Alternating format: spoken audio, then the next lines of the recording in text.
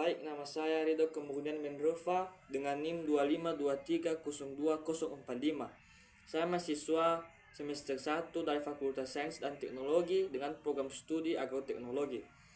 Baik, pada kesempatan ini, kali ini saya akan mengulas kembali materi kami di mata kuliah Pancasila dengan dosen pengampu Pak Restu Yandika Sakti Senrate SH.MH. Baik, saya akan menjelaskan materi pertama yaitu Pancasila sebagai sumber historis sosiologis dan politis serta Pancasila sebagai ideologi negara. 1. Pancasila sebagai sumber historis. Nilai-nilai ini digali dari sejarah perjuangan bangsa Indonesia terutama dalam sidang BPU PKI pada tahun 1945.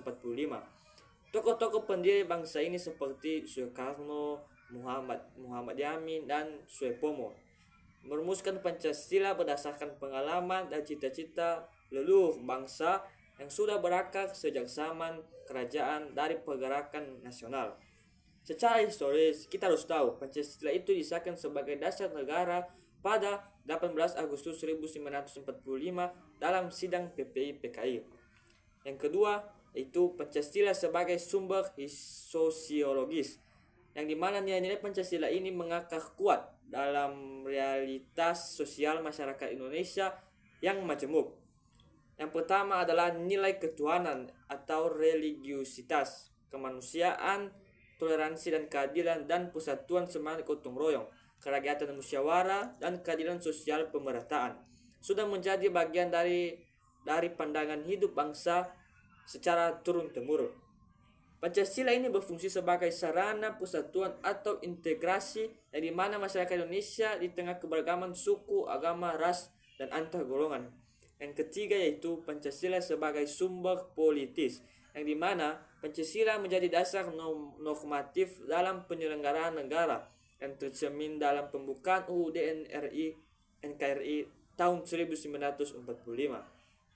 Pancasila adalah filosofi politik yang memandu perumusan kebijakan publik, hukum, dan sistem politik yang demokratis dan berkeadilan. Dalam konteks politik, Pancasila menuntut penyelenggaraan negara harus mencerminkan nilai-nilai luhur Pancasila, seperti demokrasi yang berdasarkan musyawarah dari sila keempat dan keadilan sosial dari sila kelima. Yang keempat yaitu Pancasila sebagai ideologi negara. Kita sudah tahu bahwa ideologi negara ini berarti Pancasila menjadi pedoman dasar dalam kehidupan berbangsa dan bernegara bagi seluruh rakyat Indonesia.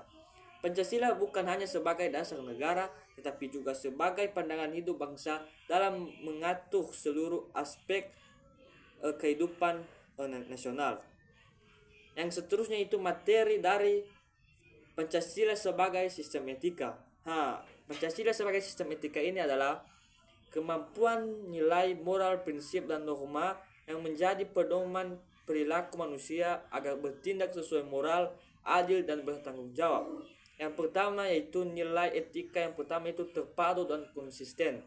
Pancasila terdiri dari 5 sila yang berkaitan dan saling melengkapi. Kelima sila tersebut membentuk satu kesatuan nilai moral yang tidak dapat dipisahkan satu sama lain.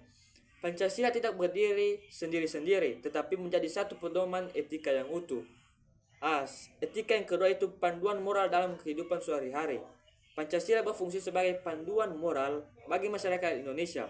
Nilai-nilainya membantu kita menentukan mana yang benar dan yang salah, mana yang adil dan tidak adil, serta tindakan yang merugikan orang, yang intinya yaitu Pancasila ini menjadi pedoman bersikap dan bertindak dalam kehidupan sehari-hari. Etika yang ketiga itu bersifat universal dan fleksibel. Nilai-nilai Pancasila yang bersifat universal ini yang artinya dapat diterapkan oleh siapa saja. Selain itu, Pancasila juga fleksibel karena dapat diterapkan dalam kehidupan individu, dalam kehidupan kelompok atau masyarakat, sehingga dalam kebijakan publik dan pemerintah yang menjadikan Pancasila relevan di berbagai situasi dan tingkat kehidupan. Dengan demikian, Pancasila sebagai sistem etika berperan penting dalam membentuk sikap, perilaku, dan keputusan masyarakat agar tetap berlandaskan nilai moral dan keadilan. Sekian dari materi saya dari Pancasila, dari dosen pengampu Pak Restu. Saya ucapkan terima kasih.